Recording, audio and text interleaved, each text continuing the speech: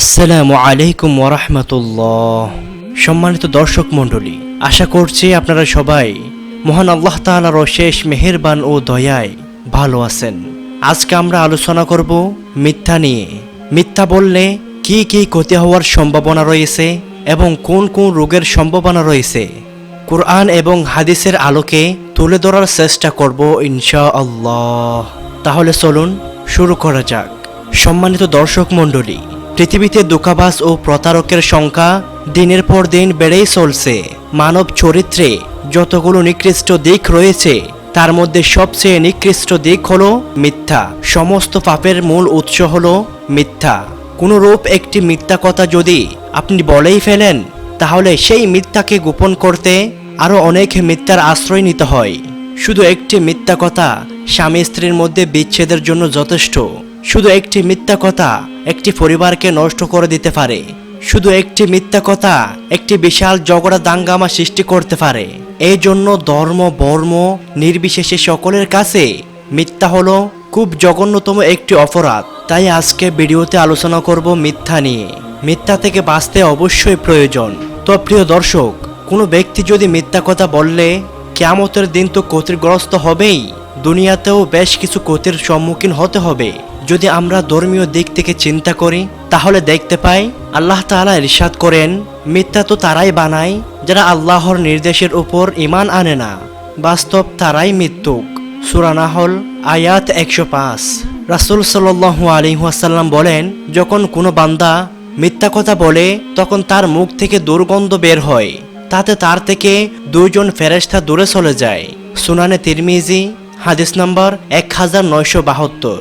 বিশ্বনবী সাল্লাল্লাহু আলাইহি ওয়াসাল্লাম আরো বলেন, মুনাফিকের নির্দেশন হচ্ছে তিনটি: 1. মিথ্যা কথা বলা, 2. ওয়াদা করে ভঙ্গ করা, 3. আমানতের খেয়ানত করা। পবিত্র কোরআনের আয়াত এবং হাদিস শোনার পর আপনি নিশ্চয়ই বুঝে গেছেন যে মিথ্যা বলা কত বড় অপরাধ। এই ধরনের আরো কোরআন ও হাদিসে রয়েছে যা থেকে প্রমাণিত হয় যে ইসলামের দৃষ্টিতে মিথ্যা বলা একটি জঘন্যতম পাপ। এখন জানবো মিথ্যা বললে দুনিয়াতে কি কি রোগ এবং ক্ষতির সম্মুখীন হতে হবে। মিথ্যা বলার মতো নোংরা অভ্যাস যদি কারো মধ্যে থাকে তাহলে সে অনেক ক্ষতির সম্মুখীন হতে পারে। তার মধ্যে 6টি এখানে তুলে ধরা হলো। তার মধ্যে নাম্বার 1, চেহারায় সৌন্দর্য নষ্ট হয়ে যায়। মিথ্যা বলার কারণে দুনিয়া এবং আখিরাতে তার সৌন্দর্য নষ্ট হয়ে যাবে। নাম্বার 2, অন্তর মরে যায়। মিথ্যা বলার কারণে তার অন্তর মরে যায়। সে সত্যকেও মিথ্যার সাথে উপস্থাপনা করে। সামান্য স্বার্থের জন্য সে অনেক বড় মিথ্যা বলতে পারে। নাম্বার 3, দুশ্চিন্তা বৃদ্ধি পায়। কোনো একটা বিষয়ে মিথ্যা বলে ফেললে সেটাকে সত্য প্রমাণ করতে হাজারো মিথ্যা বলতে হয়, ফলে তার দুশ্চিন্তা বেড়ে যায়। নম্বর 4, হৃদরোগ ও সুগার রোগের বৃদ্ধি বাড়ে। চিকিৎসকের মতে হৃদরোগ ও সুগার রোগ বৃদ্ধি হওয়ার একটি গুরুত্বপূর্ণ কারণ দুশ্চিন্তা। যেহেতু মিথ্যা বললে দুশ্চিন্তা বেড়ে যায়, তাই এই রোগে আক্রান্ত হওয়ার হার বেড়ে যায়। নম্বর 5, স্মৃতিশক্তি কমে যায়।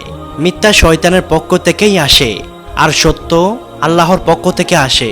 মিথ্যা অন্ধকার আর সত্য আলো। আলো আর অন্ধকার কখনো একসাথে থাকতে পারে না।